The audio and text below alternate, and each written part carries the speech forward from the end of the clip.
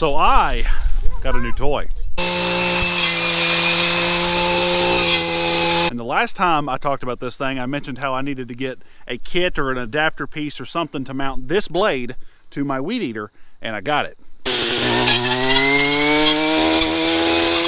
So I'm expecting this little device here to be a game changer when it comes to cleaning up all the overgrown fence rows, like you see right there.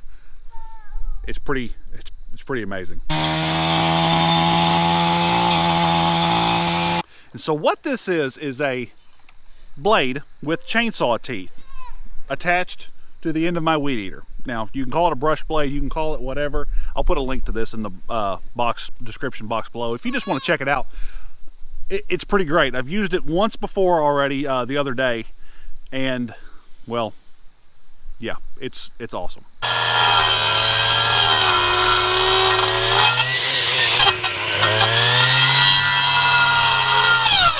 And when I say awesome, I mean it's wicked and it's scary, and it would absolutely take your foot or your leg off. So if you're going to get one of these, or if you are thinking about it, be extra careful, of course. But it does the job, and it does the job well.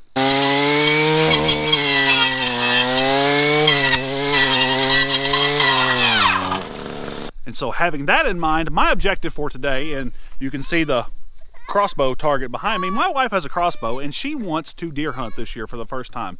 She's wanting to contribute, putting some meat in the freezer, and yeah, what better way than to get a crossbow. Now, crossbow season's already in Kentucky at the moment. We haven't got a chance to get out here yet. What I want to do today is to take this thing and clear a path from here all the way down to where I'm going to put the blind. A little bit of work, but having a nice clean path. There's no good way right now, and that's part of why we need this thing and a myriad of other tools that I wish I had. But anyway, I've got to be able to carve a path from where we walk now to where we need to get. Now, because everything we do around here is a family affair, I have the mower and I have my kids and everybody.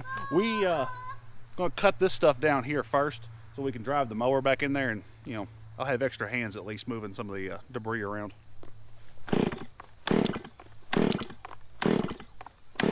Come on now.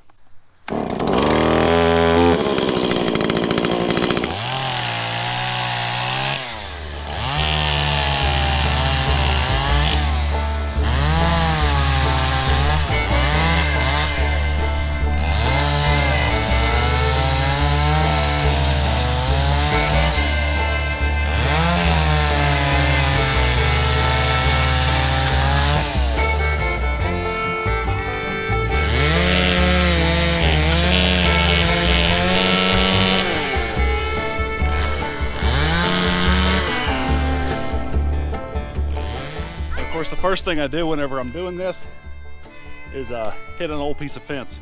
So, oh well.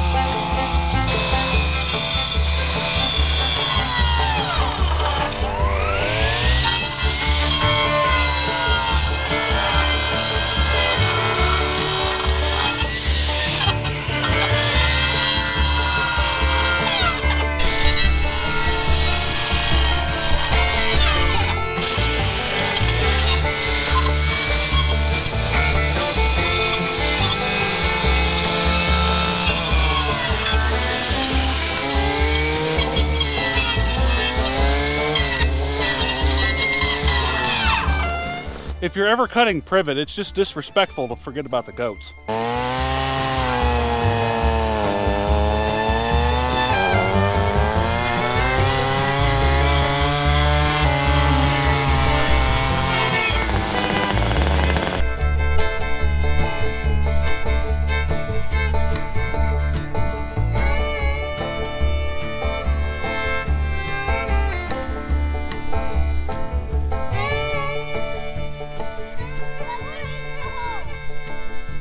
The funniest thing is these goats were just out of the fence. I don't know where, but we were trying to watch them come back through, and it's like they're a fog or a haze, or like a mist. They just flow through the fence as if it's not even there. Now, a wise man would probably say. There's a hole there and you just got to figure out where they're getting out, but I kind of think they're magical.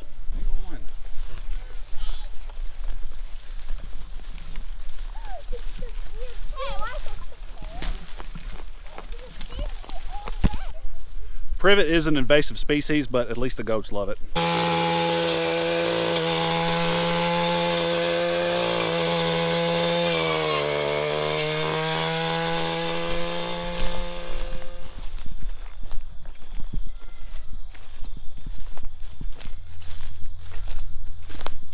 I turned off the camera to get some work done, and wouldn't you know it, I ran out of daylight. But you can see we got a nice path cut through the woods here. I'm so excited because I don't get to get out and enjoy the woods enough. I mean, look at that sunset peeking through over the hill right there. This has been, for the past 3 years, such an underutilized and underappreciated part of the property. And I mean, even something as simple as that little blade, it makes cutting a path easier so we can get places. I mean, I'm not going to clear out all of this with that weed eater blade or the brush blade, whatever, but it's a start, and it helps me to get from point A to point B. And we may not be able to get the mower back here just because of the stobs. There are critters, I think there's squirrels running around everywhere.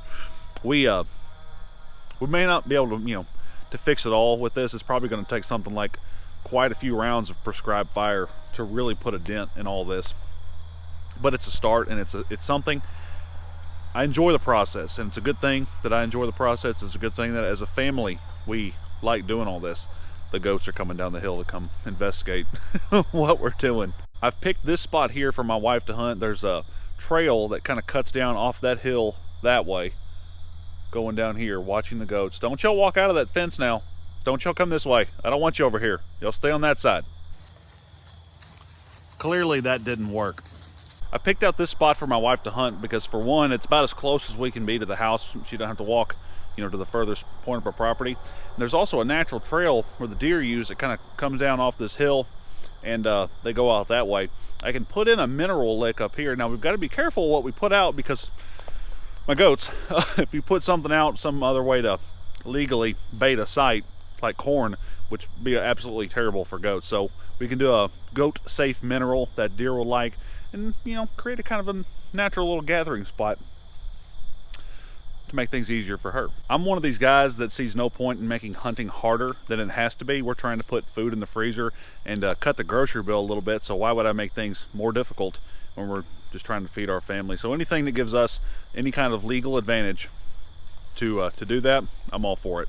So yeah, this is the spot, and we're looking forward to bringing you along in some form or fashion on these adventures. It's kind of hard to do one person, but we'll make it happen one way or another. Thank you so much for being here. We have a lot more work to do, as you can tell. So if you want to see that and be a part of our little homestead journey here, be sure to subscribe to the channel. Thanks so much for being here. My name's Reagan. This is the GWP Homestead. We got some fencing to fix as well. See y'all soon.